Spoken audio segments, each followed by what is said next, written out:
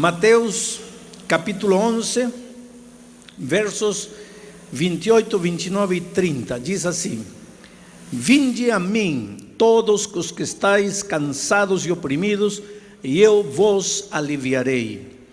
Tomai sobre vós o meu jugo, e aprendei de mim, que sou manso e humilde de coração, e achareis descanso para as vossas almas, porque o meu jugo é suave e o meu fardo é leve. Agora vem o texto desta tarde. Vinde a mim. Por que vinde a mim? Porque você foi embora. Você está longe. Eu estou longe. O ser humano está longe. Queridos, a Bíblia é um permanente convite. É um permanente apelo. Desde o Gênesis até o Apocalipse, a Bíblia é um convite, é um chamado, é um apelo. Vinde a mim, vinde a mim, vinde a mim. A Bíblia basicamente é uma história. Deus correndo atrás do ser humano. O ser humano fugindo de Deus e escondendo-se. Isso você encontra nas primeiras páginas da Bíblia. Quando Adão e Eva, depois de pecarem, se esconderam atrás de uma árvore. E Deus chega chamando: vinde a mim. Adão, aonde está você? A Bíblia começa com um convite: Adão, aonde está você? E a Bíblia termina com um convite. Apocalipse, o último capítulo, a partir do versículo 17, e o Espírito e a igreja dizem: vem. E aquele que ouve, diga: vem. E o que tenha sede, venha e beba. Convite. A Bíblia começa com um convite, termina com um convite. Qual é o último livro do Velho Testamento? Malaquias. É um convite: tornai-vos a mim, e eu me tornarei para vós. Convite. Qual é o primeiro livro do Novo Testamento? Mateus. Vinde a mim, todos os que estáis trabalhados e cansados. Convite. A Bíblia é um permanente convite. Deus chamando, chamando, chamando. O ser humano fugindo, fugindo, fugindo. A minha pergunta é: por que Deus chama tanto? Eu te digo uma coisa: Deus te chama porque você é o mais precioso que existe neste mundo para Deus. Especialmente em reuniões como estas, em meio da multidão, você se sente uma formiguinha. Quem sou eu? Pergunta. Aí, em meio da multidão você está, de repente com o coração sangrando, desempregado, casamento desfeito, filho nas drogas, chega à noite e não consegue dormir, não sabe o que fazer, atormentado pelo peso da culpa, machucado pelos próprios erros, semidestruído, não sabe o que fazer, não sabe para onde ir, está aqui, chorando por dentro, esperando que Deus opere um milagre em você. Aí chega o convite: filho, se você me der a oportunidade, eu sou capaz de fazer o que você nem sequer imagina. Pena que o ser humano não compreende isto. Luta sozinho, escondido atrás da árvore, porque o ser humano hoje continua levantando árvores. Por exemplo, a árvore de não tenho tempo. Pastor, não tenho tempo. Não tem tempo para a família, não tem tempo para Deus, não tem tempo para a igreja, não tem tempo para nada. Trabalha, trabalha, trabalha, corre, corre, corre, e no entanto não constrói nada. Está tudo igual, cada vez pior. Não tem tempo para Deus. Deus é um detalhe, quando deveria ser a pedra angular, a coluna principal da vida. Um dia me convidaram aqui em São Paulo para conversar com um dos homens mais ricos deste país. Foi impressionante quando cheguei a ver ele, porque eu conhecia ele da televisão, tinha visto ele muitas vezes.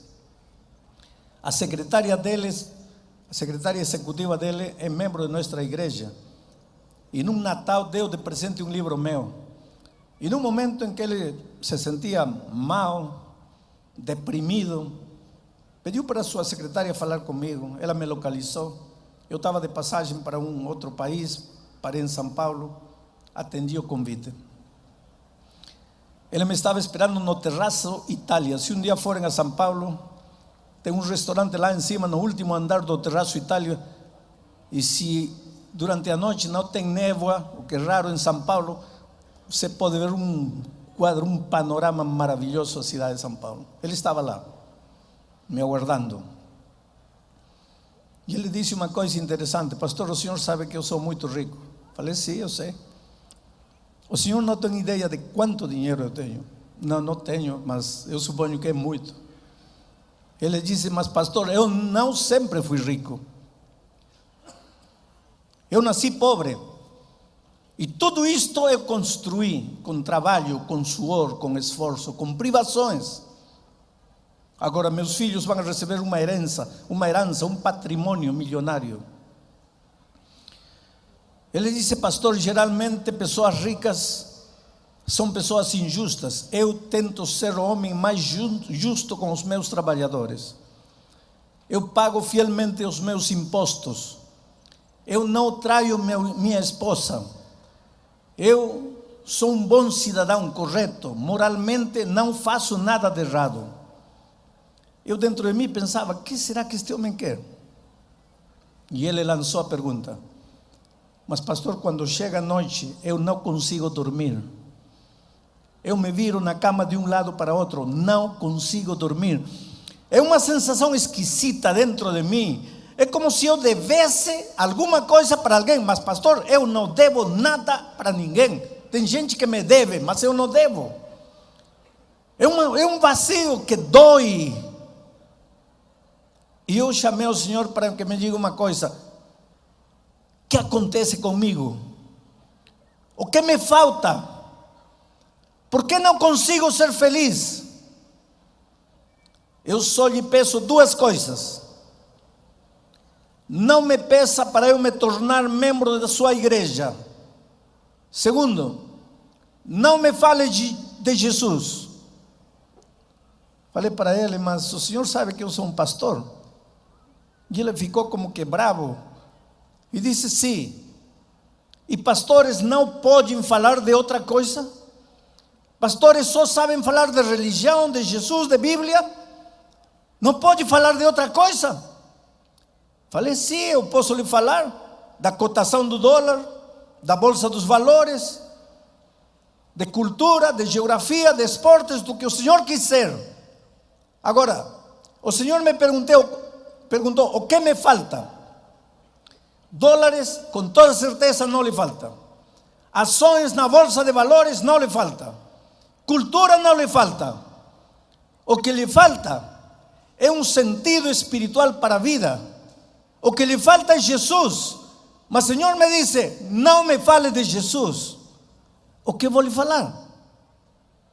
E assim como este homem, queridos, ao longo da vida, em diferentes lugares do mundo, tenho encontrado pessoas que estão sofrendo, estão se afundando, estão morrendo, estão agonizando em qualquer aspecto da vida. Não sabem o que fazer, não sabem para onde ir, mas o orgulho, a soberbia, não lhes permite reconhecer, eu sou um ser humano e preciso de Deus. Sofrem, choram, não sabem o que fazer, mas não aceitam Jesus. Estava estudando em Nova York, numa escola no Rockefeller Center. Um dos meus professores era um francês, naturalizado americano, agnóstico, ateu, não acreditava nem em Deus, nem no diabo, nem em nada. Quando ele ficou sabendo que eu era pastor, me levava todos os dias a conversar de religião. Não porque ele quisesse saber, não porque ele tivesse interesse na religião. Me levava a conversar de Deus, porque eu jamais vi uma mente tão brilhante, tão aguda, tão analítica como é deste homem. Ele podia vir neste momento e te provava que era meio-dia. Mas você dizia, mas como se já não tem sol? Ele tinha uma capacidade de argumentar que era capaz de provar-te que neste momento é meio-dia. E ele, com seus argumentos, me encaixotava. Eu não tinha para onde ir. Argumento por argumento, eu tinha que reconhecer que ele tinha me derrotado. Agora, te digo uma coisa, querido. Eu posso não ter argumentos, às vezes, para provar a um agnóstico que Deus existe. Posso não ter argumentos, mas, querido, glória a Deus, que a existência de Deus não depende dos meus argumentos. Deus é Deus. Deus está por encima de qualquer argumento humano. Deus está por encima da incredulidade humana. Não é o fato de você crer ou não crer que altera alguma coisa a existência de Deus. Não é o fato de você aceitar ou não aceitar que vai mudar a existência de Deus. Deus é eterno, desde os séculos até os séculos, o eterno, soberano. Não é o homem que vai determinar a existência de Deus, é Deus que determina a existência do homem. Mas aí estava o homem argumentando e provando-me que Deus não existe. E chegou um momento em que eu lhes disse, professor, tudo bem, vamos fazer de conta que Deus não existe. O senhor tem razão, mas vamos dizer que o senhor tem um filho, um único filho de 20 anos. O senhor seria capaz de dar a vida por esse filho. O senhor ama com todo o seu coração esse filho. E esse único filho está afundado completamente nas drogas. O senhor já gastou dinheiro, já pagou psiquiatras, psicólogos, conselheiros, já levou esse filho para os melhores lugares de recuperação e nada. Seu filho está morrendo dia a dia, se acabando nas drogas. E o Senhor acaba de me provar que Deus não existe. E se os homens nada podem fazer e Deus não existe, então me diga, que esperança resta para seu filho? Naquele momento os olhos desse homem se encheram de lágrimas. Engoliu saliva e disse, vamos fazer um break. E saiu. No dia seguinte eu me enterei de algo que me assustou. Esse homem, a quem eu não conhecia, porque tinha visto apenas lá nas aulas, esse homem tinha um filho, um único filho, de 20 anos, afundado completamente no mundo das drogas. E ele já tinha feito de tudo para salvar seu filho. E ele acabava de me provar, entre aspas, que Deus não existe. E se Deus não existe, que esperança havia para esse filho? 2 meses depois chegou o momento de partir para o Brasil. Os professores fizeram uma reunião de despedida, porque ao longo de 3 meses, Deus me ajudou a conquistar o coração de todos esses professores. E eles passaram a me chamar de pastor, assim, nos corredores da escola. Me fizeram uma despedida. Eu entrei no elevador indo embora, 20 andares, tinham que descer. E quando a porta do elevador ia fechar, o professor ateu entrou. Ficamos os dois sozinhos enquanto o elevador descia. E eu sentia que ele queria dizer alguma coisa, mas não dizia. Oh querido, orgulho, o preconceito, são 2 coisas terríveis. Porque você está morrendo por dentro, você está feito pedaços. Você está afundado na vida, mas não se entrega, não se rende. O preconceito, a soberbia humana, a louca ideia de que você pode sozinho, te domina, te subjuga, te oprime, te cansa. Aí estava um homem comigo no elevador, desesperado, angustiado, mas o orgulho era grande. Eu sabia o que queria dizer e não conseguia dizer. porta do elevador se abriu. Disse para ele: até logo, professor, muito obrigado. E saí. Quando já estava chegando na porta, na rua, ele disse: pastor, espera um pouco. E correu a mim e me abraçou. Estava choroso e me disse algo triste. Pastor, e o homem tremia. Pastor, o senhor sabe que eu não acredito em Deus, mas o senhor acredita. Por favor, pastor, peça a seu Deus que liberte a meu filho. Que tragédia. Ele podia pedir a Deus.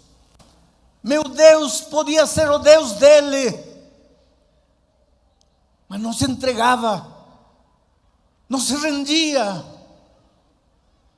Estarei pregando esta tarde aqui para alguém que há muito tempo está arruinado.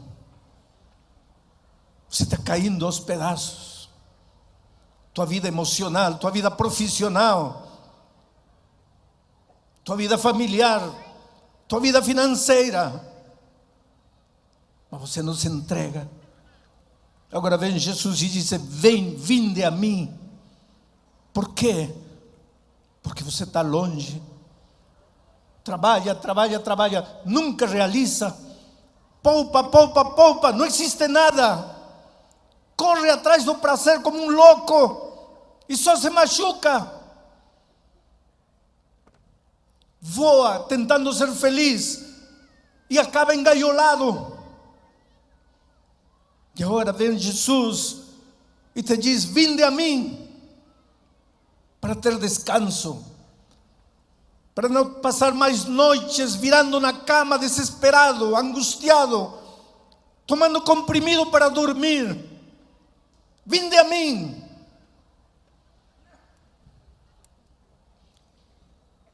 Deixa de lado teu orgulho, deixa de lado teu preconceito. Vinde a mim, entregue-se, tomai meu jugo, eu vos aliviarei, eu colocarei paz em teu coração. Eu te digo uma coisa, esta tarde, querido, você pode correr pela vida buscando e buscando, jamais vai achar. Você pode correr, procurar, tentar, lutar, caminhar por caminhos ilícitos, tentando ser feliz, entrar no mundo emaranhado das aberrações, das depravações, tentando encontrar prazer. Vai ficar louco, desesperado e vazio. E vai chegar um momento em que vai pensar que a única saída é a morte. E agora vem Jesus e te diz: vinde a mim. Aí estava Adão atrás da árvore, nu, semidesnu. Tinha tentado cobrir a nudez da alma com miseráveis folhas de figueira. E Jesus disse: vinde a mim. E o homem sai. E Deus tira essas folhas de figueira. E um cordeiro é sacrificado. E o sangue do cordeiro é derramado. E esse sangue vai manchando cada página da Bíblia, desde Gênesis até Apocalipse. Esse sangue vai gotejando ao longo da história, até brotar aos raudais no Calvário. E é com a pele desse cordeiro que Deus cobre a nudez do homem. E sabe o que Deus está te dizendo? Que a única saída, a única esperança é Jesus. Não há nada que você possa fazer. Há três coisas, queridos. Reconhece primeiro, você não pode. A humanidade moderna pode dizer: há energia dentro de você, tira a energia, tira a força interior. Mentira. Dentro de você só há um poço de egoísmo, de orgulho, de cobiça, de inveja, de mentira.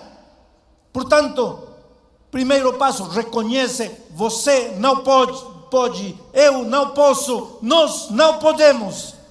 Segundo, embora nós não podemos, Deus sim pode. E em terceiro lugar, vinde a mim. Traz tuas derrotas, traz teu passado, traz tuas tristezas, traz tua angústia. Vinde a mim. E querido, ao longo da minha vida, eu tenho visto milhares e milhares de pessoas em noites como esta chegarem à frente, levando a vida destruída. E anos depois tenho encontrado essas pessoas completamente transformadas. Um ano desses eu estava em São Paulo, em nossa universidade, na Faculdade de Teologia. Havia um concílio de pastores, um jovem pastor correu, me deu um abraço e disse: pastor, que emoção poder abraçá-lo. Eu queria vê-lo há tanto tempo. A única vez que eu vi o Senhor foi assim, distante, de longe, lá no ginásio do Ibirapuera, em São Paulo. 1988, agosto. Pastor, eu era um pobre drogado, roqueiro, cabelo até os ombros. E uma noite de sábado, drogado, entrei no ginásio, porque as portas estavam abertas, drogado, assentei lá em cima, haviam grupos musicais cantando, de repente eu senti como que estava nos céus, música maravilhosa, enterneceu meu coração, e eu drogado lá em cima, e o Senhor entrou para pregar, e o Senhor pregou com tanta convicção, e o Senhor aquela noite disse assim: esta noite você tem dois caminhos, ou você desce e entrega a vida a Cristo, e sua vida é transformada completamente, ou você sai e vai continuar a vida de miséria, de dor e de pecado que tem vivido até aqui. Esta é tua única oportunidade. Venha a Jesus esta noite, entregue sua vida a Jesus. E pastor, eu acreditei. Apesar de que minha mente estava embrutecida pelas drogas, eu acreditei. E me agarrei dessa promessa maravilhosa de Cristo. E em meio de minha mente escurecida, entrou um raio de luz, me mostrando: este é o único caminho. E quando o Senhor começou a chamar as pessoas, eu comecei a descer, pisando no corpo das pessoas. O estádio estava completamente cheio. Aquele rapaz de cabelo comprido que chorava à frente era eu, drogado. Mas aquela noite, pastor, eu nasci de novo. O Senhor foi embora, mas eu fiquei. Comecei a estudar a Bíblia, encontrei a igreja, me batizei, fui a estudar teologia, e hoje, pastor, eu sou um pastor como o Senhor. Somos colegas no ministério. Oh querido, essa não foi nem a primeira nem a última pessoa.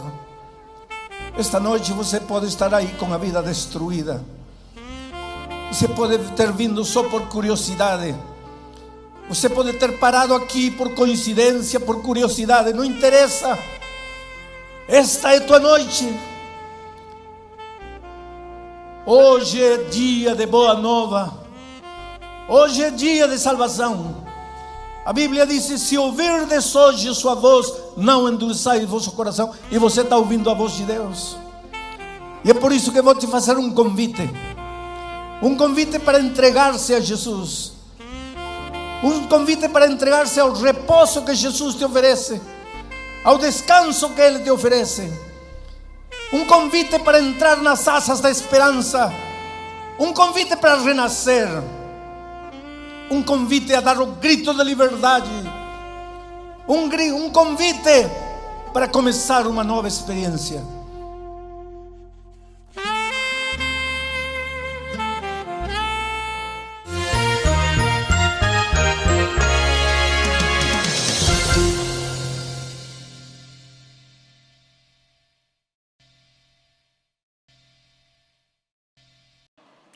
cuando tú sufres, Dios no está triste, no, Dios no quisiera correr, no quisiera auxiliarte inmediatamente, pero es necesario porque el dolor te forja.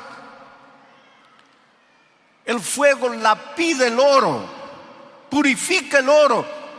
Tú eres oro, pero necesitas purificarte. Y el instrumento para eso es el dolor. El diablo inventa el dolor. El dolor nace en la mente del diablo. Pero ya que vivimos en este mundo y el dolor nos va a tocar, Dios utiliza el dolor como un instrumento de crecimiento. Vamos al texto bíblico. El libro de los Hechos de los Apóstoles, capítulo 16. He pedido que coloquen el texto en la pantalla. Voy a leer solamente el versículo 27 y después les voy a contar el contexto de la historia para entrar en detalles del texto. Miren lo que dice el versículo 27. Despertando el carcelero y viendo abiertas las puertas de la cárcel, sacó la espada y se iba a matar, pensando que los presos habían huido. ¿En qué circunstancias sucedió esto? Entonces ahora les voy a contar el contexto de manera general. Pablo estaba en una ciudad llamada Troas cuando tuvo un sueño. Un ángel se le apareció en visión y le dijo: pasa a Macedonia y ayúdanos. Él estaba pensando retornar, pero al recibir este llamado divino, llegó a la ciudad de Neápolis. Hoy día es el puerto de Kavala. Llegó allí y más o menos a unos 25 kilómetros se encontraba la ciudad de Filipos. Dios fue muy bueno con Pablo y Silas en Filipos, pero sucede que ahí en la ciudad había una joven que era poseída por el demonio y que adivinaba cosas. La gente se impresionaba y había gente muy inteligente, muy hábil, muy así deseosa de ganar, que prácticamente lo había esclavizado. Esa gente cobraba dinero por la adivinación de esta joven. El dinero era para ellos, no para ella. Pero entonces esta mujer estaba perturbando a los apóstoles y pues el poder de Dios es grande. Miren, quiero decirles una cosa. El enemigo es real. No es una imaginación. El diablo no es una idea. Es una persona. Fue un ángel extraordinario. Se rebeló, siguió su camino egoísta, se apartó de Dios. Pero él vive. Y engañó a la tercera parte de los ángeles. Y hoy día, ¿qué hacen esos tantos ángeles? Se disfrazan de una cosa, de platillo volador, se disfrazan de fantasma, se disfrazan de alma penada, de condenado, de lo que ustedes crean, pero viene a engañar, viene a seducir. Entonces con el enemigo no se juega. Ten un poco de respeto, no respeto en el sentido de reverencia, sino de temor. No entres por entrar al terreno del enemigo. Pero por otro lado, ten en cuenta que tu Dios es poderoso y que el enemigo no puede hacerte nada. No tengas miedo de atravesar por un cementerio a medianoche, porque ten miedo de los vivos, porque los muertos ya descansan. Su cuerpo está en la tierra, el soplo volvió a Dios. No hay alma penada, no hay fantasma. Todos esos son engaños que el diablo usa para seducir, para mentir, para torcer la vida de mucha gente inocente. En aquella ocasión, la mujer estaba perturbando el ministerio de Pablo y Silas, y pues con el poder de Dios, el diablo fue expulsado de la vida de esta joven. Y al ser expulsado, ella ya no podía adivinar. Y al no poder adivinar, pues ya no le servía a los que ganaban dinero con el trabajo de la niña. Entonces ellos fueron a las autoridades y se quejaron de Pablo y Silas, acusándolos de muchas cosas. Y fueron aprisionados. ¿Por hacer qué? Por predicar el evangelio. Y encargaron al carcelero colocarlo en la celda del fondo y amarrarlo bien con grillos. Y lo amenazaron al carcelero: si ese hombre huye, si esos dos hombres huyen, tú las vas a pagar. Y ahí estaban. Estoy contándoles el contexto. Era medianoche. Pablo y Silas con las espaldas sangrando, porque antes de colocarlos en la prisión los habían azotado, doliendo. Querido, hay una cosa. Mientras vivamos en esta tierra, mientras peregrinemos en este mundo, muchas veces nuestras espaldas van a sangrar. Muchas veces el dolor nos va a tocar, aunque estemos haciendo la voluntad de Dios. Yo diría más, justamente por hacer la voluntad de Dios, despiertas la ira del enemigo. Y a los que se van a bautizar, les voy diciendo, prepárate. Porque si tú crees que la vida cristiana es un mar de rosas donde todo te va a salir bien, no estás teniendo una visión correcta del evangelio. Al entregarte a Cristo, vas a tener un Dios todopoderoso a tu lado, miles y miles de ángeles para protegerte, defenderte, darte fuerza para continuar el camino. Pero que el enemigo va a venir con todo encima de ti, sí, prepárate, puede ser que sí.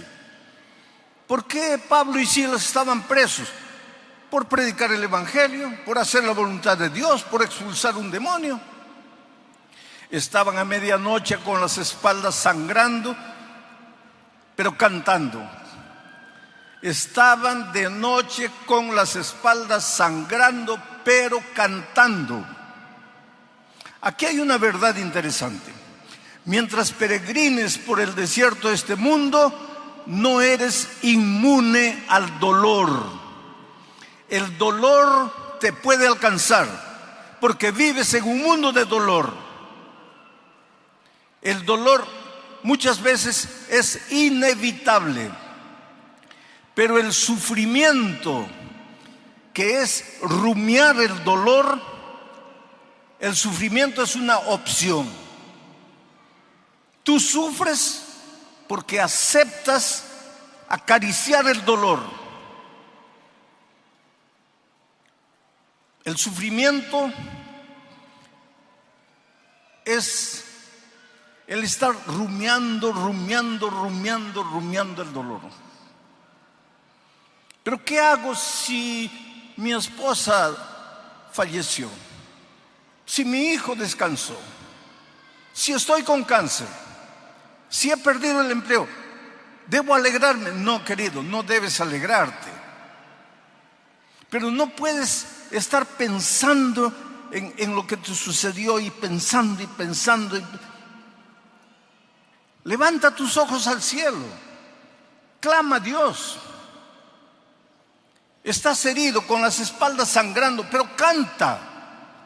Eso es lo que hacían Pablo y Silas.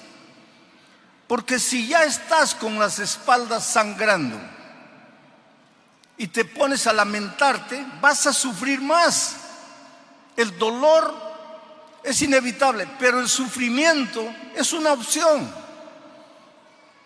Entonces, Pablo y Silas estaban cantando, y cuando tú en medio del dolor, en medio del sufrimiento, alabas a Dios, cantas a Dios, va a suceder algo extraordinario. Porque Dios se alegra con la alabanza, con el olor, con el loor de sus hijos.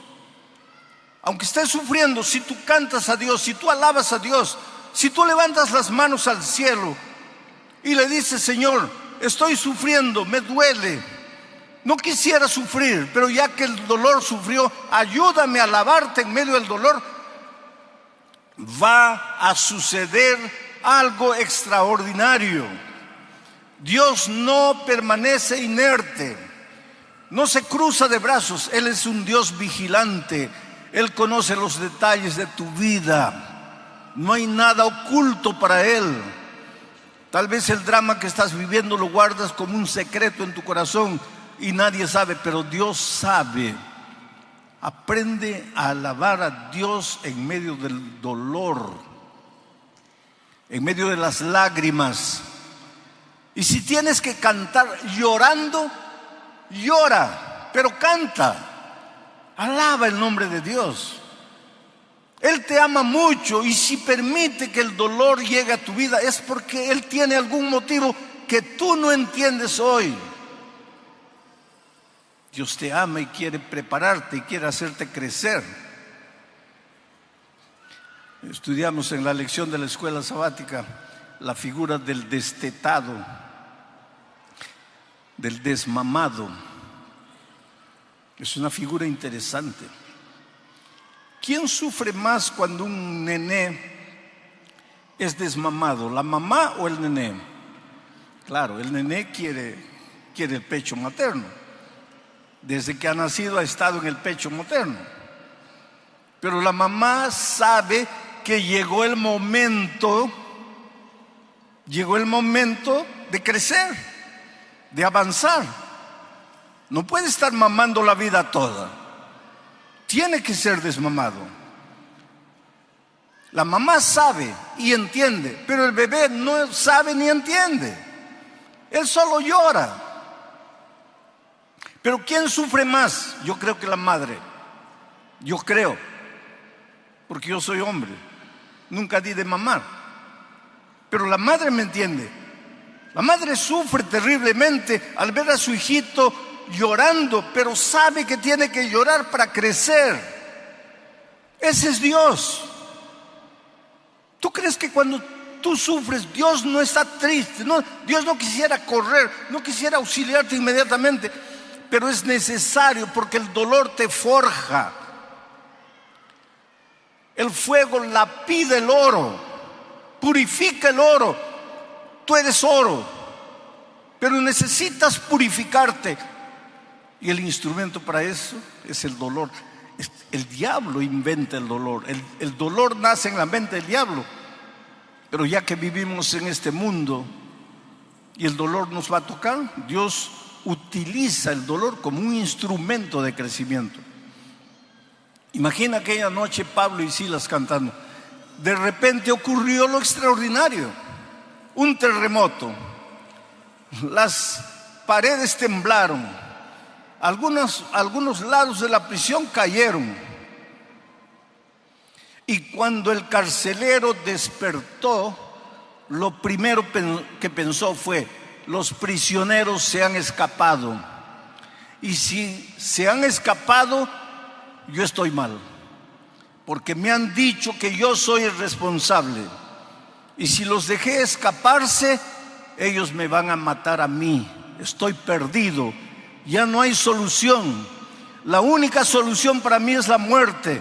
Entonces agarró la espada y estaba para clavársela cuando oyó la voz de Pablo y Silas desde adentro, que le dijeron: no te hagas daño, estamos aquí, no hemos huido. Voy a pedir ahora que vuelvan a colocar el primer texto, porque hay unas implicaciones interesantes que quiero extraer del texto. Despertando el carcelero. Cuando el carcelero despertó, claro, aquí está narrando la historia. Él estaba durmiendo, era medianoche, con el temblor, todo, despertó. Pero nosotros podemos extraer una verdad espiritual interesante. Un día todos los seres humanos necesitamos despertar. ¿Despertar para qué? Para cobrar, para tener noción de la realidad. A veces caminas en la vida a la orilla del abismo, te vas a destruir, te vas a matar. El camino por donde estás yendo es un camino de muerte, pero no te das cuenta porque estás durmiendo. En algún momento de la vida tienes que despertarte, y cuando nos despertamos cobramos noción de la realidad. Solo que cuando tú no tienes a Cristo y cobras noción de la realidad, ¿qué es lo que dice? Y viendo las puertas abiertas, porque ahora ves la realidad, viendo las puertas abiertas de la cárcel, sacó la espada y se iba a matar. Y eso es lo que sucede con mucha gente. Al contemplar la realidad, arruinó la familia, arruinó los negocios, arruinó su propia vida física. Ahora está con cáncer, está a la orilla de la muerte. Ha tomado la vida toda y ahora está con cirrosis al hígado. De repente despierta. A veces los golpes de la vida, los terremotos de la vida son para que despertemos. Y cuando despierta, se da cuenta de su realidad, de su triste realidad. Y la primera idea que muchos tienen cuando no tienen a Cristo es que la muerte es la única salida. Me suicido, me quito la vida. Y ahora mira lo que dice el texto. Pensando que los presos habían huido. Pero ¿qué dice el texto siguiente, el versículo 28? Mas Pablo clamó a gran voz diciendo. Claro que él gritó desde el fondo, pero aquí hay otra verdad que nosotros podemos extraer. ¿Acaso no apareció el tercer ángel en medio del cielo clamando a gran voz? Ahora está Pablo aquí clamando a gran voz. ¿Por qué? Porque ve un hombre que está para matarse. Oh queridos, en el mundo hay mucha gente que no sabe qué hacer, no sabe a dónde ir. Piensa que la única salida es hundirse en el mundo de las drogas, o de la bebida, o de la promiscuidad, o matarse, quitarse la vida. Y nosotros somos los Pablos y Silas modernos. Nosotros somos representados por el tercer ángel para proclamar a voz en cuello, para gritar el evangelio en el buen sentido, porque hay gente muriendo, y eso hemos comprobado esta semana. Miles de personas entregándose a Cristo, miles de personas que algunas de ellas nunca quisieron saber nada de Jesucristo, escucharon la voz clara del Señor Jesús diciendo: hijo, yo te amo, y fueron y se entregaron al Señor Jesús. Sigo leyendo el texto, versículo 29. Él, el carcelero, al oír la voz de Pablo y Silas, él entonces, pidiendo luz. Claro, el texto es una cosa, yo estoy sacando lecciones espirituales. Él pidió luz porque estaba oscuro, escuchó la voz y quería ver si los prisioneros estaban ahí, por eso pidió luz. Pero estaría mucho forzando el texto si yo dijese que cuando los pecadores despiertan porque oyen la proclamación clara del evangelio, inmediatamente se dan cuenta que necesitan luz. Y la luz es la palabra de Dios. Lámpara es a mis pies tu palabra, lumbrera mi camino. Es la antorcha que alumbra en lugar oscuro. Entonces, no estoy forzando mucho el sentido del texto, aunque el texto es histórico, pero yo estoy sacando lecciones espirituales. Pidió luz y se precipitó adentro. Y cuando vio que los discípulos estaban ahí, temblando, se postró a los pies de Pablo y de Silas. Versículo 30.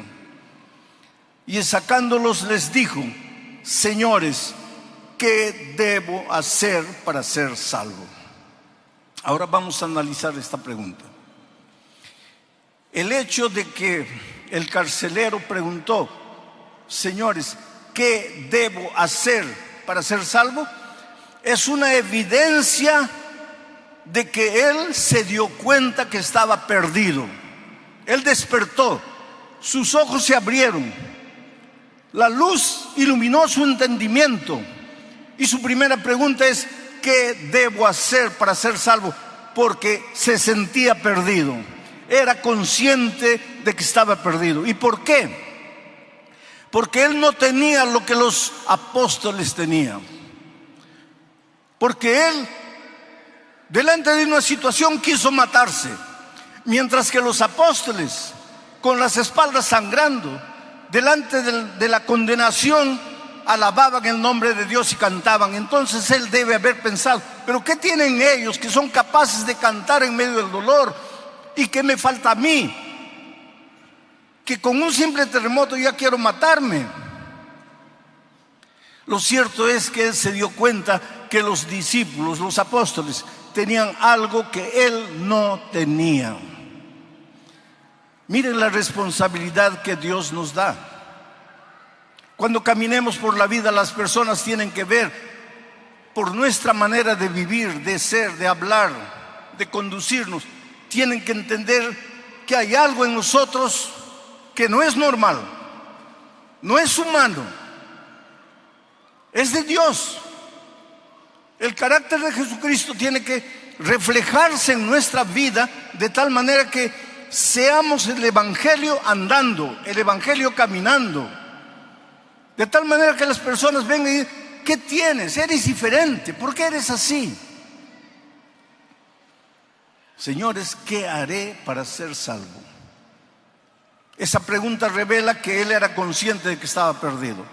Esa pregunta también revela que él no sabía cómo se podía alcanzar la salvación.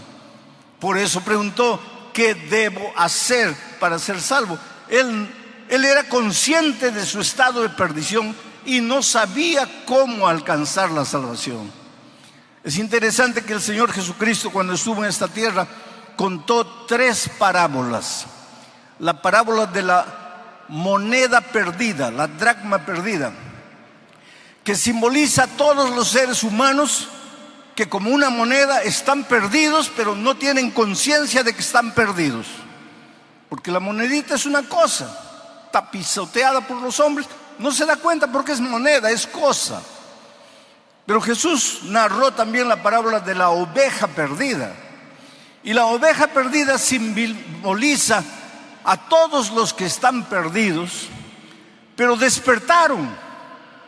Sus ojos fueron abiertos y se dan cuenta que están perdidos y quieren alcanzar la salvación, pero no saben cómo, no saben dónde. Como la ovejita que se da cuenta que está perdida y bala, corre desesperada de un lado a otro, se da cuenta que está perdida, pero no conoce cuál es el camino que la va a llevar de vuelta a la casa. Hay mucha gente hoy día en el mundo que tiene conciencia de su estado de perdición y que quisiera hacer lo que sea para alcanzar la salvación, pero no conoce la palabra de Dios, no conoce el Evangelio. Yo estuve en un país de Europa, específicamente Portugal, en el santuario de Fátima, y vi con mis ojos gente caminando de rodillas, gente avanzando de rodillas, pero de kilómetros atrás. Las rodillas sangraban, se habían amarrado paños y la sangre atravesaba los paños y dejaba una mancha horrible en la calle, mancha de sangre. Y a medida que se acercaban del santuario, esas personas lloraban y cantaban y clamaban a Dios. Y aquello me impresionó tanto, me dolió el corazón. Esas personas son tan sinceras cuanto yo. Esas personas son tan sinceras como tú. Solo que nosotros tenemos la bendición de que nos llegó la palabra de Dios y entendemos que somos salvos por la gracia, mientras que ellos están queriendo alcanzar la salvación por el dolor, por el sacrificio, por la penitencia. Pero Jesús también contó la historia del hijo perdido. El hijo sabía que estaba perdido, conocía el camino de vuelta para casa, pero le faltaba tomar la decisión. Hay mucha gente, especialmente ahora que el Evangelio es predicado por la radio, que escucha el mensaje, entiende que está perdida, entiende inclusive el plan de la salvación, pero le falta tomar la decisión.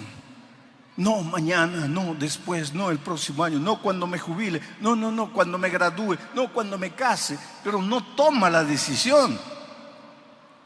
Es necesario tomar la decisión porque hoy es el día de buena nueva, hoy es el día de salvación.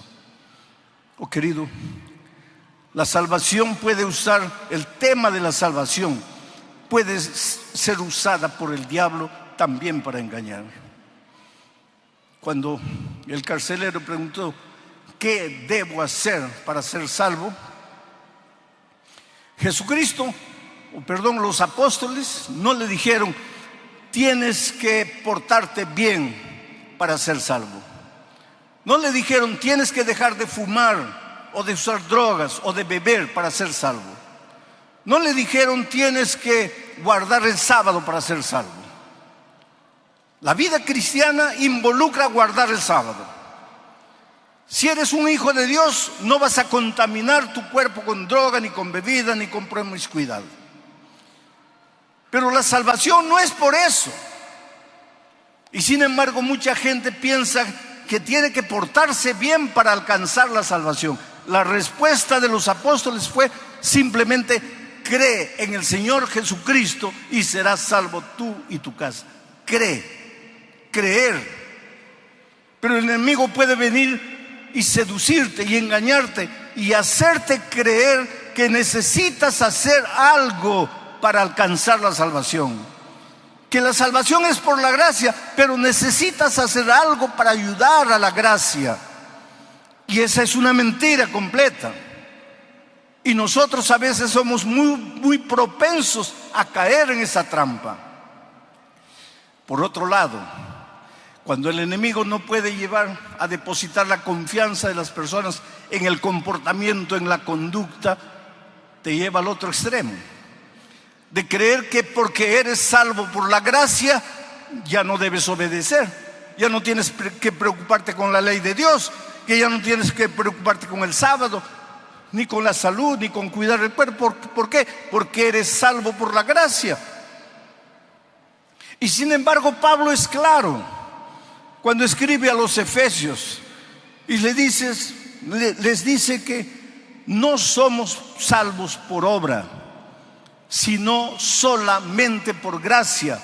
¿Y por qué? Para que nadie se gloríe, para que nadie piense que le ha ayudado un poquito a Jesús para alcanzar su salvación. Tú y yo no podemos nada, no somos nada. Nuestras buenas obras, nuestras justicias son como trapo de inmundicia.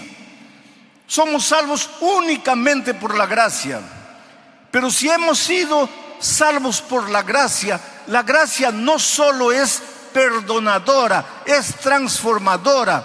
Al mismo tiempo que Jesucristo te perdona, te transforma, te hace una nueva criatura en Él, en Cristo, para que vivas una vida nueva.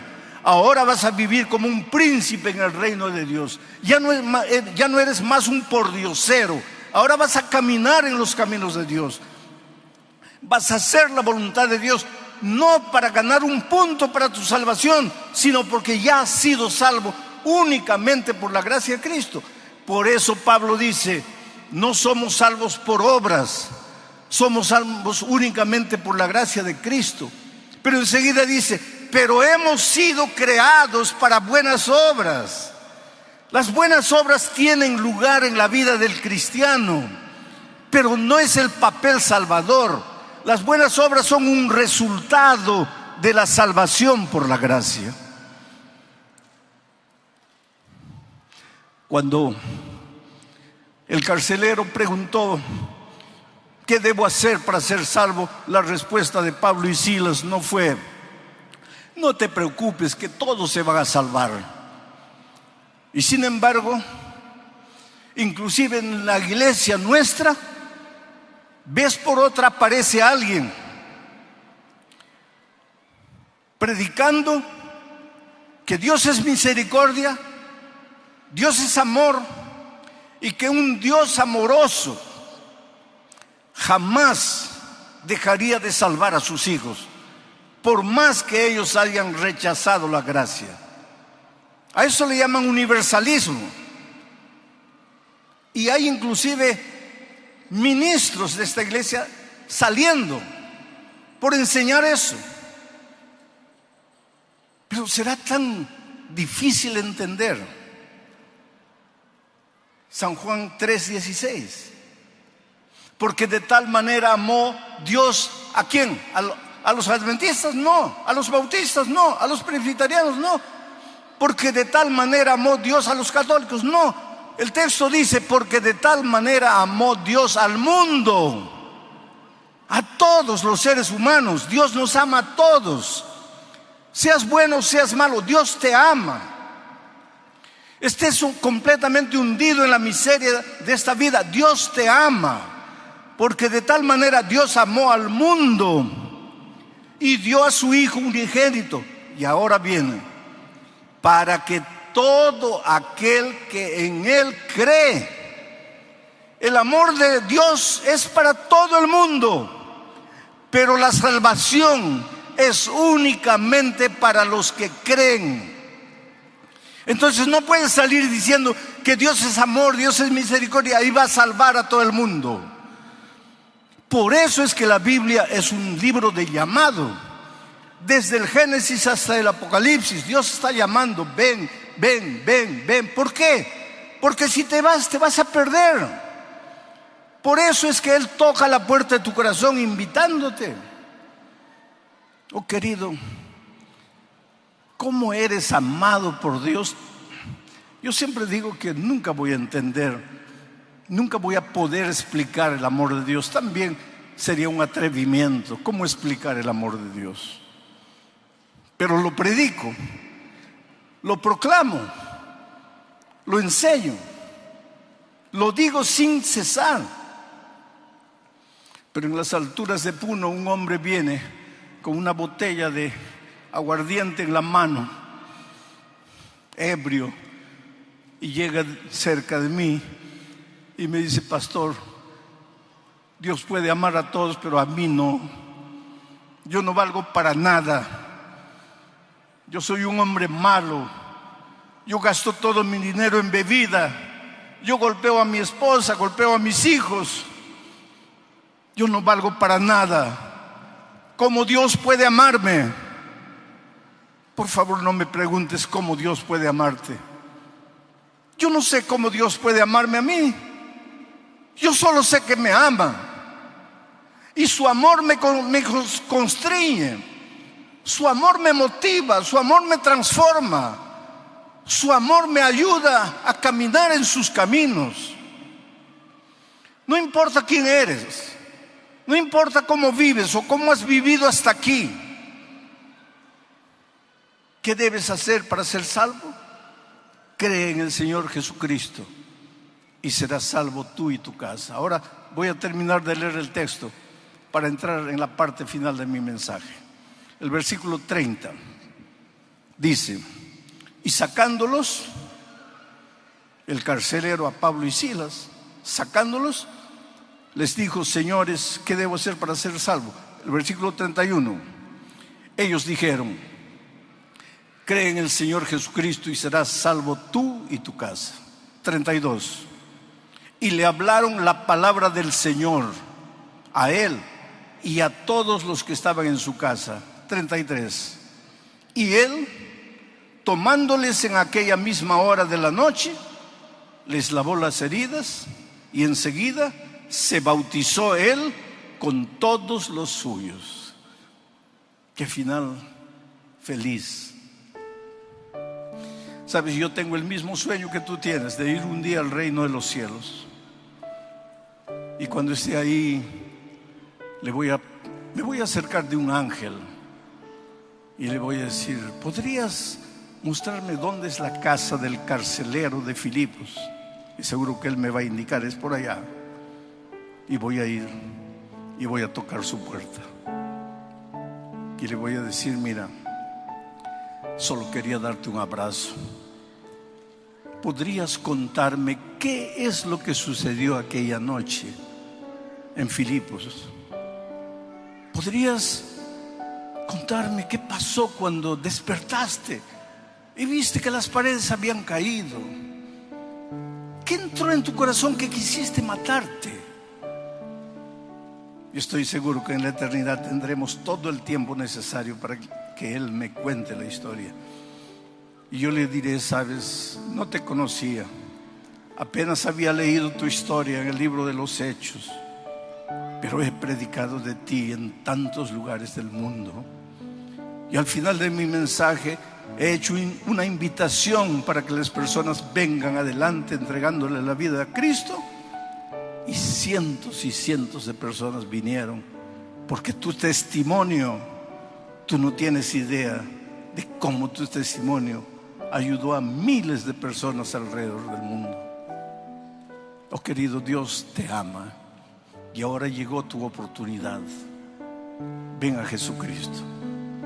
Muchos de ustedes ya han tomado la decisión de bautizarse y han estudiado la Biblia. Y si estaban en el valle de la decisión, en este momento con toda seguridad el Espíritu de Dios está tocando tu corazón y te está diciendo: bautízate.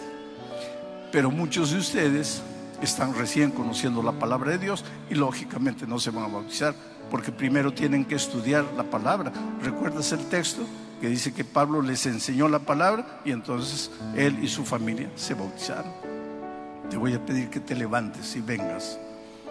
Si quieres bautizarte hoy, o si simplemente quieres aceptar a Jesucristo como tu Salvador y expresarle tu deseo de continuar estudiando la palabra de Dios. En el nombre de Jesucristo, levántate y ven. ¿Quién es la primera persona? Miren, allá está un hombre caminando con fe.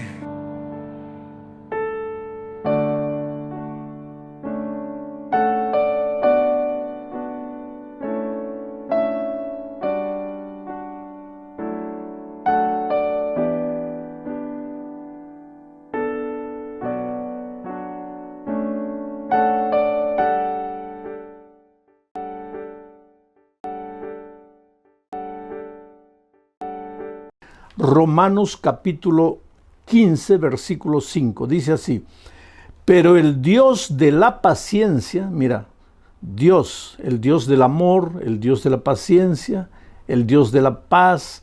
Hay muchas maneras como podemos describir a Dios. Quiere decir, es un solo Dios de quien va la vida, sale la paz, sale la justicia, sale la paciencia. Aquí Pablo lo llama el Dios de la paciencia. Pero el Dios de la paciencia y de la consolación os dé entre vosotros un mismo sentir según Cristo Jesús. Un mismo sentir. A la familia, toda la familia, padre, madre, hijos, un mismo sentir. Una familia unida, una empresa unida, una iglesia unida, una sociedad unida. Pero eso es solamente cuando el Dios de la paciencia nos da su paciencia, porque no es fácil vivir en unidad. Tal vez en este momento estoy predicando para una familia desunida, una familia que está ya a la orilla del divorcio, y están pensando hasta en separarse. Y muchas veces la pareja se pregunta, ¿pero por qué? En el fondo nosotros nos amamos, pero ¿por qué no logramos vivir en armonía? ¿Por qué? Y a veces uno le echa la culpa al otro, el otro le echa la culpa al otro, y echándose la culpa no se arregla nada. ¿Sabes cuál es el problema? Porque una pareja que se ama vive desentendiéndose, porque no basta el amor de uno por el otro. Se necesita el amor de Dios, el amor del Dios de la paciencia. Se necesita la paciencia de Dios. Ahora mira lo que Pedro dice: el Dios de la paciencia y de la consolación. Quiere decir que si en este momento estás triste, Dios viene y te consuela. Si estás desesperado, Él viene y te consuela. Yo digo, bienvenidas las lágrimas, si es el Señor Jesús que va a venir y con su mano maravillosa va a enjugar mis lágrimas y me va a consolar. El Dios de la paciencia te consuela, te entrega su sentimiento llamado paciencia para que ustedes todos vivan en armonía, dice. Ahora, ¿qué es paciencia? Es esperar. La persona paciente no reacciona sin pensar, demora para reaccionar, espera, observa, contempla, analiza, no explosiona por cualquier cosa. Hay gente que en un momento de impaciencia dice improperios, agrede, hiere, dice cosas que la misma persona nunca quiso decir, pero después se arrepiente, llora, pide perdón, pero ya arruinaste todo. La vida es como un papel en blanco. Si tú agarras y lo estrujas, después te arrepientes y lo planchas, ya lo malograste ya. Por eso dice la palabra de Dios aquí, que el Dios de la paciencia está dispuesto a darnos su paciencia. ¿Para qué? Para no estar arrepintiéndonos de las cosas que dijimos, para no arrepentirnos de las cosas que hicimos, para pensar, para contener nuestra ira propia de la naturaleza pecaminosa, porque ya les dije que después que el pecado entró, pues todos nos apartamos de Dios. Nuestro carácter se deformó, ahora somos hombres impacientes, iracundos, rabiosos. Ahora, esta semana estamos estudiando los temas bajo el título de Conectados con Jesús. Bueno, aquí estamos, lejos de Dios, impacientes, iracundos. Pero cuando vamos a Jesús, cuando somos justificados, cuando nos conectamos a Jesús, ¿qué pasa? La paciencia del Dios de la paciencia se transmite a nosotros. Entonces nosotros comenzamos a aprender a ser pacientes. Y al aprender la paciencia, nuestro hogar pues va a ser feliz. Vamos a ser felices en el trabajo, en el empleo, en la empresa, porque muchas veces por causa de nuestra impaciencia perdemos el empleo. ¿Cuánta gente está arruinada en la vida solamente por ser impaciente? A veces, si tú tuvieras un poquito de paciencia, las cosas sucederían en su tiempo exacto y no tendrías que lamentar, no tendrías que llorar. Pero hay otro texto de la Biblia que describe la paciencia de Dios, y me refiero a Éxodo capítulo 34, versículo 6. Y pasando Jehová por delante de él, de Moisés, proclamó, Jehová, Jehová, Moisés, ¿no? Proclamó Jehová, Jehová, fuerte, misericordioso y piadoso, tardo para la ira, o sea, paciente, tardo para la ira, y grande en misericordia y verdad. ¿Por qué Dios es paciente? Porque Dios es amor, porque Dios es misericordia, y por eso tiene paciencia, espera. Ahora, si Dios no nos tratara con paciencia, con misericordia, ya estaríamos muertos, fulminados, porque la propia Biblia declara que la paga del pecado es la muerte. Ahora, si la paga del pecado es la muerte, y nosotros todos hemos pecado, cada día pecamos, sabemos lo que no debemos hacer, le prometemos a Dios que no vamos a volver a hacer, tomamos decisiones una y otra vez y sin embargo volvemos a caer en el mismo pecado. Ahora, si Dios cumpliera lo que está establecido como un principio de vida, la paga del pecado es la muerte, todos nosotros estaríamos muertos. Pero cuando Moisés vio a Dios en el Sinaí, lo describió como el Dios de la paciencia, tardo para irarse, tardo para irarse. Por ejemplo, mucha gente me pregunta, pastor, ¿pero cuándo va a venir Jesús? Yo siempre les digo, queridos, estamos caminando en el desierto de esta vida, en dirección a la casa de nuestro Padre, de donde nunca deberíamos haber salido. Así como el hijo pródigo un día dejó la casa del Padre y después sufrió, lloró, padeció, pasó hambre, comió hasta la comida de los puercos, y ahí en la miseria y en su dolor se acordó y dijo, ¿cuántos jornaleros en la casa de mi Padre tienen que comer y yo aquí muriendo de hambre? Pero yo le preguntaría al hijo pródigo, ¿y por qué te saliste de la casa del Padre? Y nosotros también, queridos, en este mundo no es nuestro hogar. Nosotros no hemos nacido para perecer en este mundo. Nosotros somos peregrinos y advenedizos. Somos inmigrantes. Nuestro verdadero país está en el cielo. Nuestra verdadera casa es la casa del Padre, de donde nunca deberíamos haber salido. Hoy día, caminando en el desierto de esta vida, pues somos heridos muchas veces, perdemos la familia, estamos sufriendo de la pandemia, perdiendo el empleo, tantas dificultades, La gente nos traiciona, la gente nos agrede, hay muchachos jóvenes, la sociedad coloca preconceptos encima de ellos. En fin, este mundo es injusto, este mundo es cruel, tenemos que reconocer, pero nosotros estamos caminando a nuestro hogar. ¿Y cuándo vamos a llegar? ¿Cuándo va a terminar todo esto? Cuando Cristo venga. ¿Y por qué Cristo no viene? Y ahí entra Pedro y dice, el Señor no retarda su promesa como algunos la tienen por tardanza, sino que es paciente, esperando que todos se arrepientan, que vengan al arrepentimiento, que se entreguen a Jesús. Oh querido, yo te pregunto, si Jesús hubiera vuelto ayer, ¿tú estarías salvo? Tal vez no, porque estabas caminando lejos de Dios. Y como Dios te ama, porque Dios te conoce personalmente. A veces cuando la vida te golpea, tú puedes pensar, ¿dónde está Dios? Dios se olvidó de mí. No, querido, tú estás en la palma de las manos de Dios. Dios conoce dónde vives, lo que tienes, lo que no tienes, si te duele la cabeza, si estás triste, si estás con ganas de llorar. Dios conoce tu vida. Él te ama, te acepta como eres. Entonces en ningún momento pienses que Él se olvidó de ti. Y si Él no ha venido todavía es porque tú eres importante, porque Él te ama. Porque cuando Cristo venga y lleve a sus redimidos al cielo, Él quiere llevarte a ti. Y no solo a ti, quiere llevar a tu esposa, a tus hijos. Y si en este momento estoy predicando por una esposa e hijos que están en la iglesia, pero el esposo no, y estos días tú como esposo estás escuchando así medio desconfiado, yo quiero decirte que Jesús viene, va a llevar a tu esposa y a tus hijos, pero quiere llevarte a ti también, porque tú eres importante para Dios, Dios te ama, tú no te dabas cuenta tal vez, tú estabas tan ocupado trabajando en las luchas de la vida, o tal vez tan absorto por los placeres de este mundo que no te dabas cuenta que Jesús está corriendo atrás de ti y Dios está usando el instrumento llamado tu esposa, tus hijos, para llegar a tu corazón. Y en esta noche no son mis palabras las que te están llegando al corazón, son las palabras de Dios. Yo soy apenas una herramienta en las manos de Dios para tocar tu corazón.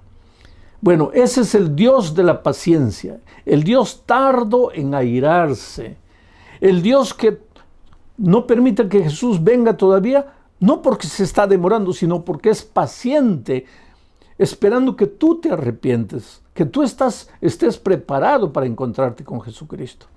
Entonces viene la otra pregunta, pero pastor, ¿por qué ese Dios paciente hizo tantas cosas terribles en el pasado, especialmente en el Antiguo Testamento? El otro día yo encontré un joven universitario que me decía justamente eso. Pastor, para mí, cuando yo leo la Biblia, parece que hubiera dos dioses. Un Dios del Antiguo Testamento, que es bravo, justiciero, su nombre Jehová de los ejércitos, soldado, guerra, batalla. Un Dios que no perdona, un Dios intransigente, un Dios radical. Un Dios que no acepta que sus hijos se desvíen, que mata, no solamente mata a los hombres, mata a mujeres, niños. ¿Qué Dios es ese?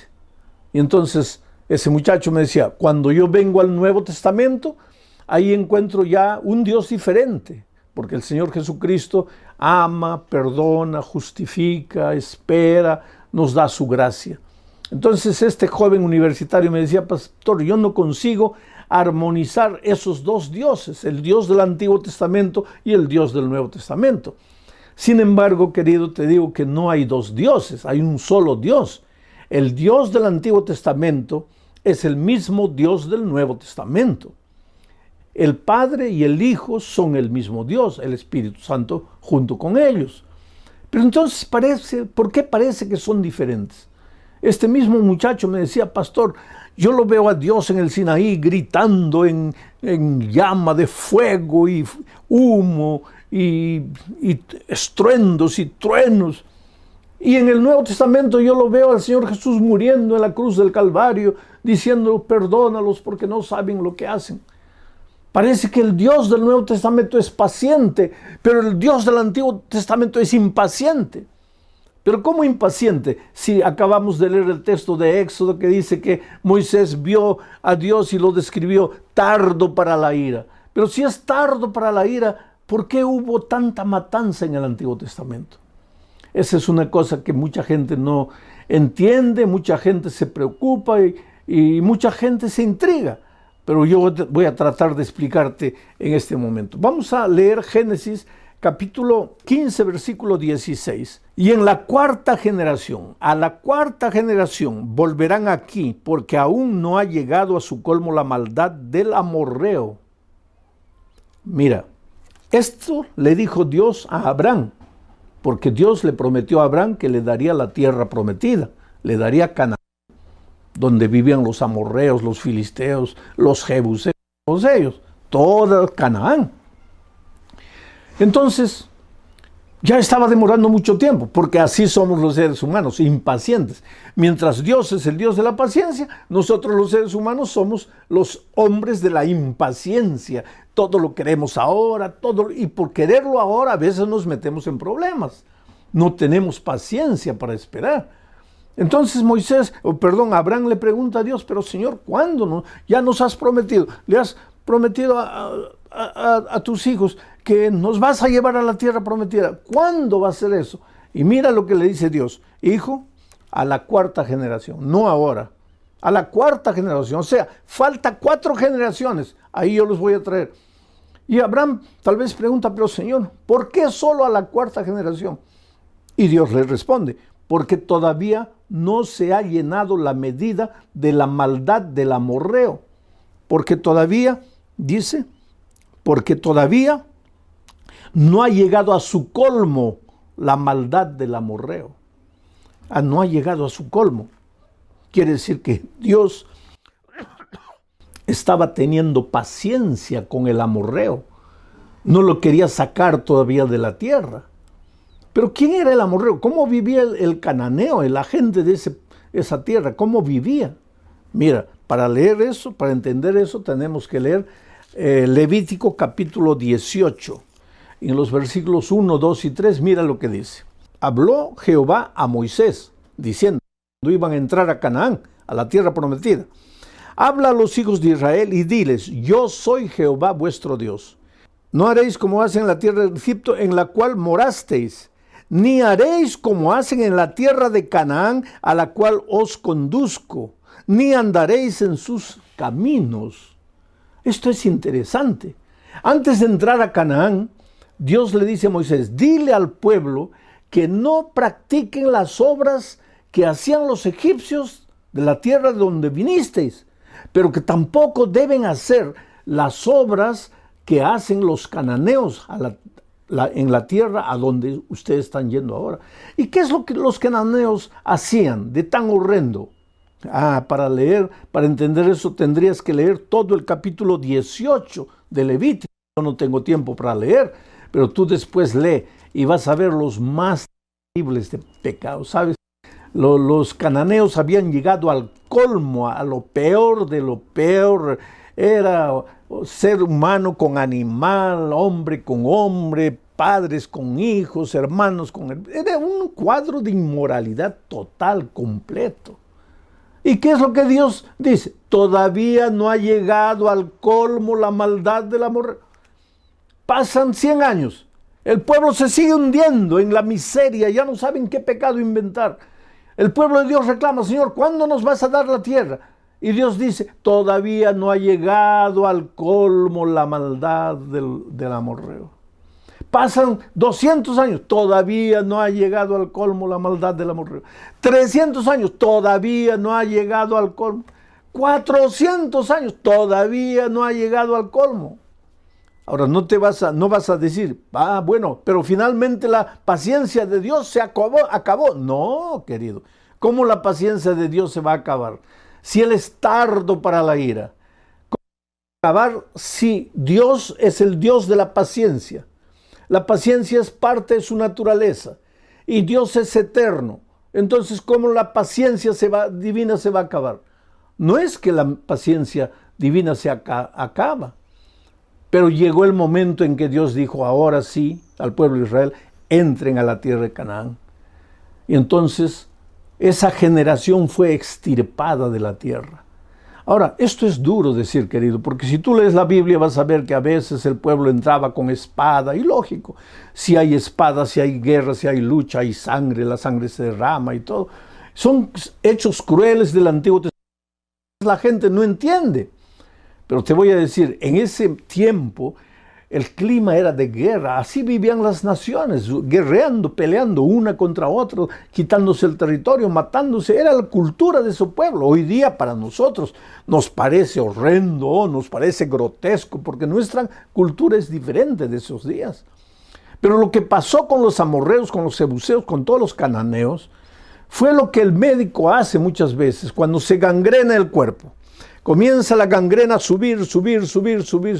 ¿Y qué hace el médico? El médico llama al paciente y dice, mira, si no paramos con la gangrena, esta gangrena se va a apoderar de todo tu cuerpo y vas a morir. Entonces, aunque sea lamentable, vamos a tener que amputarte el brazo. Te vamos a tener que cortar el brazo. Y se procede a la cirugía y se le amputa el brazo. Ahora, ¿es ideal que un brazo sea cortado del cuerpo? No, no es lo ideal. Pero es lo mejor para salvar al resto del cuerpo. A veces Dios ha tomado en la historia algunas medidas drásticas que nosotros no entendemos. Fue injusto, pobres seres humanos, ¿cómo les quitó la vida? Pero si Dios no hubiera hecho eso, la humanidad toda, ¿a dónde hubiera ido? ¿A dónde se hubiera degenerado? Quiere decir, Dios en su infinito amor muchas veces tuvo que amputar un dedo, tuvo que amputar una mano del cuerpo, todo de la humanidad, pero no era por maldad, era por el propio bien de la humanidad.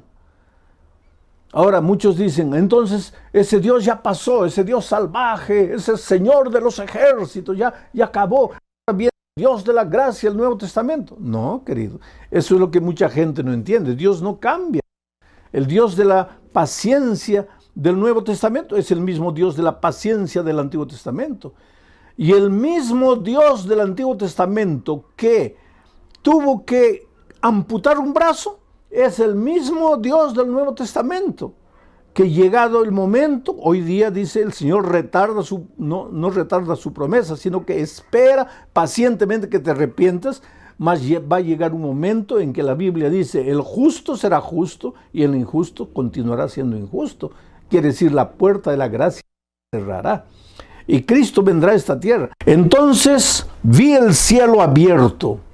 Esta es una visión de Juan, de la segunda venida. El cielo abierto y he aquí un caballo blanco. El que lo montaba se llamaba Fiel y Verdadero. ¿Quién es este? Jesucristo. Y con justicia juzga y pelea. ¿Quién es este? Cristo, el Cristo de la gracia, el Jesús de la misericordia, del amor, de la longanimidad, pero viene con justicia para pelear. Esto es interesante. El versículo 12 dice, sus ojos eran como llama de fuego. En el Sinaí no había fuego. Viene Jesús por segunda vez, sus ojos son como llama de fuego. Y había en su cabeza muchas diademas y tenía un nombre escrito que ninguno conocía sino él mismo. ¿Quién es este? Es Jesús. Estaba vestido de una ropa teñida en sangre. Mira, cuando Jesús viene vestido en una ropa teñida en sangre. Y su nombre es el Verbo de Dios. ¿Quién es el Verbo de Dios? En el principio era el Verbo y el Verbo era con Dios y el Verbo era Dios, es Jesucristo. Cuando viene por segunda vez, simbólicamente en un caballo blanco, para pelear, para juzgar con justicia, no es el Dios de la gracia, es el Dios justiciero. El mismo Dios justiciero del Antiguo Testamento está de nuevo aquí, pero el mismo Dios de la gracia y la paciencia del Nuevo Testamento está en el Antiguo Testamento, es el mismo Dios.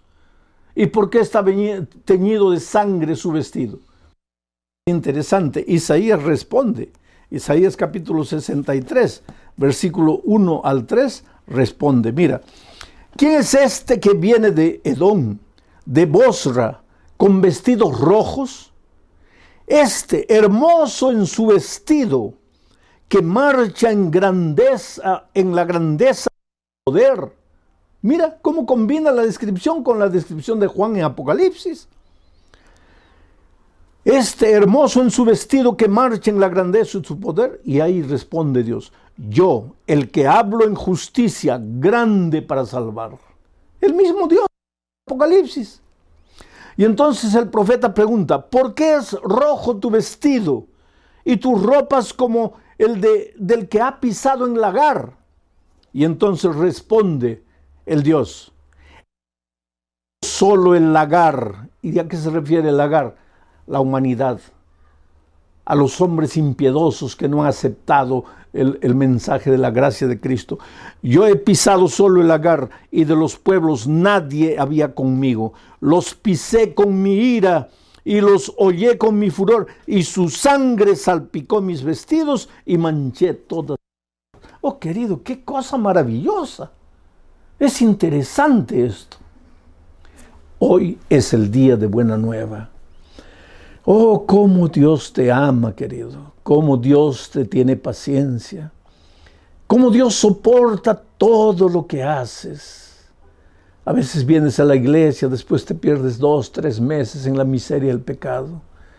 Cuando todo te va mal, cuando nada te sale bien, regresas arrepentido, llorando, y Dios te acepta con los brazos abiertos. ¿Por qué? Porque la puerta todavía está abierta. Como la puerta de la gracia está abierta, tú puedes entrar, pero al mismo tiempo puedes salir. Pero un día dice la palabra de Dios que la puerta de la gracia se cerrará. Y el que está adentro, pues ya estará adentro. Y el que quiere entrar ya no podrá entrar. Pero hoy todavía la puerta de la gracia está abierta. Y Dios te llama. Porque tú vales mucho, querido, con ese carácter terrible que tienes, así impaciente, así peleador, discutidor, egoísta, mentiroso, orgulloso. Tú eres lo más precioso que Dios tiene en esta vida. Y si en este momento tú estás sufriendo, no es porque Dios te está castigando, no es porque Dios se olvidó de ti. ¿Cómo se va a olvidar de ti? Si Dios sabe cuando un cabello cae, si Dios sabe cuando un pajarito muere, tú vales mucho más que un cabello, tú vales mucho más que un pajarito. ¿Cómo es que Dios no va a saber que estás sufriendo en este momento? Por favor, querido, ven a Jesús, entrégate a Jesús, devuélvete a Jesús, dile: Señor, perdóname. He caminado como un caballito loco por las praderas salvajes de mi libertad. He vivido dando rienda suelta a mis instintos y me he herido. Y ojalá que me hubiera herido solo. Lo peor es que herí a mi esposa, herí a mis hijos, herí a mis padres. Pero me duele, Señor, y yo no tengo fuerzas, yo no puedo. Solo tú puedes hacer algo por mí. Algo parecido así es la historia de Verónica Monsalve. Verónica era una joven que con 17, 18 años ya estaba sumergida en la bebida. Pasaba noches en fiestas, en jaranas, bebiendo.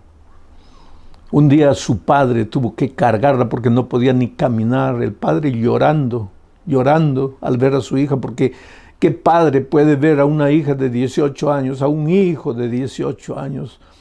¿Qué padre puede ver a un hijo consumiendo su vida en las drogas, destruyendo su vida en la criminalidad? ¿Qué padre puede dormir tranquilo cuando mira el reloj y son 2, 3 de la mañana y el hijo, la hija todavía no han llegado a la casa?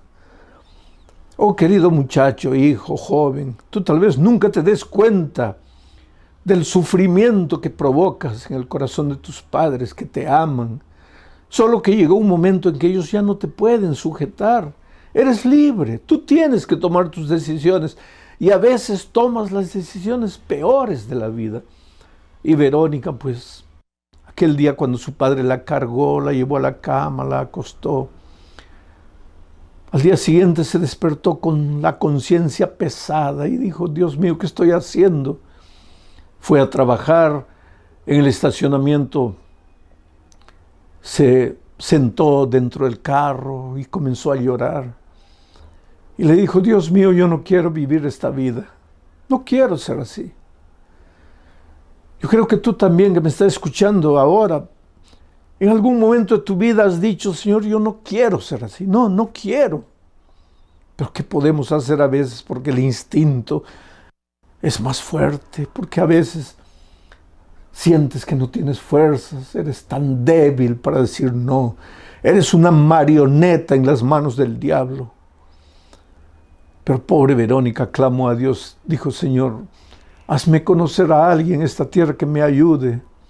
Haz un milagro. Ayúdame, yo no sé cómo, porque yo no puedo. Ese día cuando salió del trabajo y estaba yendo para la casa, a 20 metros del lugar donde trabajaba, se chocó con otro carro. Ahí los compañeros de trabajo para auxiliarla. Gracias a Dios no le pasó nada, pero el carro estaba golpeado y había que llevarlo a una mecánica. Y un amigo del trabajo le dijo, mira, yo conozco a un mecánico, te voy a recomendar. Y ella fue llevando el carro al mecánico. Y dejó el mecánico, le dijo, mira, tienes el carro aquí unos días para arreglar. Y ella no tenía cómo regresar para casa. Al mecánico, por favor, disculpe, me da eso, pero podría darme un ride hasta mi casa, pero estoy sin carro. Y el mecánico lo llevó. Era un mecánico joven. En el camino a casa comenzaron a conversar. Y comenzaron a conversar de cosas espirituales. Y ella abrió su corazón y le contó las luchas de su vida. Le contó el vacío que se apoderaba de su corazón. Le contó que ella quería cambiar de vida, pero que no tenía fuerzas, no podía. Y por esas cosas de la vida, ese mecánico joven, soltero, era un fiel miembro de iglesia, un cristiano, y le habló de Jesús. Y comenzaron a estudiar la Biblia. Y en poco tiempo después ellos comenzaron a noviar. Pero ella comenzó a estudiar la Biblia y se bautizó. La muchacha que nunca podría cambiar de vida, pero que se encontró con Jesucristo. Y yo te digo una cosa, cuando tú te encuentras con Cristo, no hay nada en tu vida que no pueda transformar. Jesús solo no puede hacer una cosa, forzarte la voluntad.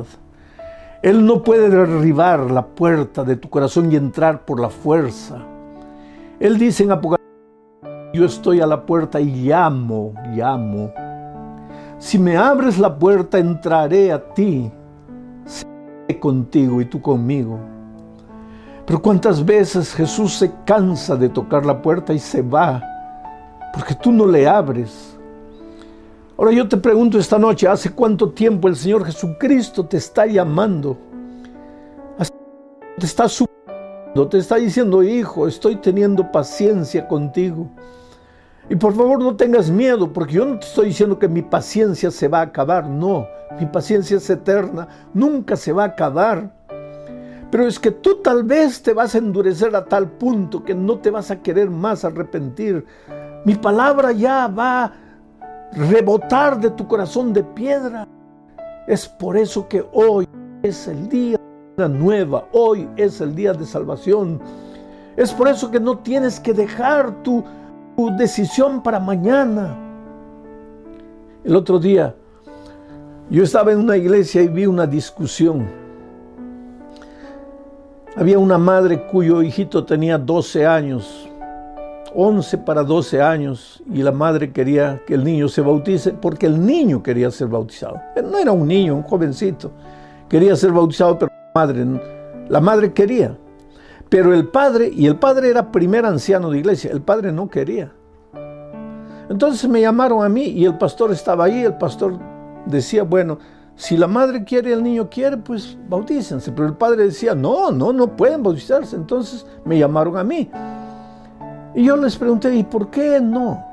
¿Por qué tú crees que él no puede bautizarse? Y él me dice, porque él todavía no hace las cosas bien hechas. Y yo le pregunté, pero a ver, dime una de las cosas que no hace. Dime una de las travesuras. Me dice, por ejemplo, él no arregla su cama cuando se levanta. Y la esposa que estaba ahí lo mira al esposo anciano y le dice, pero querido, tú tampoco arreglas la cama. Quien arregla la cama soy yo. Y tú ya estás bautizado y todavía eres anciano de iglesia. Querido, es una situación interesante.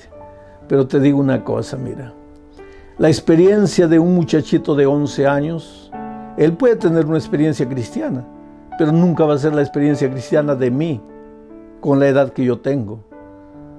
Porque ese muchachito se puede bautizar con 10, 11, 12 años, si los padres lo van a apoyar en la fe. Pero mañana, después del bautismo, seguramente que va a estar subiendo a un árbol de mangos a recoger mangos. Ahora, si a mí me ves mañana subiendo un mangueral para recoger mangos, pues llévame al manicomio porque estoy loco. ¿Qué te quiero decir? La experiencia de un viejo es la experiencia de un viejo, la experiencia de un jovencito es la experiencia de un jovencito. Pero Dios llama a los jovencitos, y cuando un muchachito que ya tiene conciencia, ya tiene noción de lo que es malo, de lo que es bueno, ya tiene noción de quién es Jesús, qué es la palabra de Dios, y quiere bautizarse, no hay problema para que se bautice. Así que tú, jovencito, si estás pensando bautizarte, bautízate. Y tú, querido joven, hermano adulto, si sientes que el Espíritu de Dios te está llamando, toma tu decisión esta noche. Hazlo en el nombre de Jesucristo. Mientras estoy orando, tú expresa tu decisión ahí donde estás. Oh Padre querido, gracias por el mensaje de esta noche. Esta noche hemos aprendido que cuando vamos a ti y nos conectamos a ti, tu paciencia se transmite a nosotros y nosotros nos volvemos hombres pacientes. Tú eres un Dios de paciencia, de misericordia. Tú eres justo, Señor. En el Antiguo Testamento muchas veces tuviste paciencia generación tras generación tras generación. Pero llegó un momento en que esas personas era mejor que descansaran, de que continuaran viviendo la vida terrible que estaban viviendo. Hoy tú sigues siendo el Dios de la paciencia, el Dios del amor, de la gracia y de la misericordia, pero llegará un momento, Señor, en que la historia de este mundo tendrá fin. Las puertas de la gracia se cerrarán. Jesús volverá a llevar a sus hijos, y todos los que queden en esta tierra, no será porque Dios dejó de amarlos, no será porque Dios perdió la paciencia con ellos, será porque ellos no aceptaron la paciencia divina. Por eso hoy es el día de buena nueva, hoy es el día de decisión, y ayuda, Señor, a las personas a tomar su decisión. En el nombre de Jesucristo. Amén.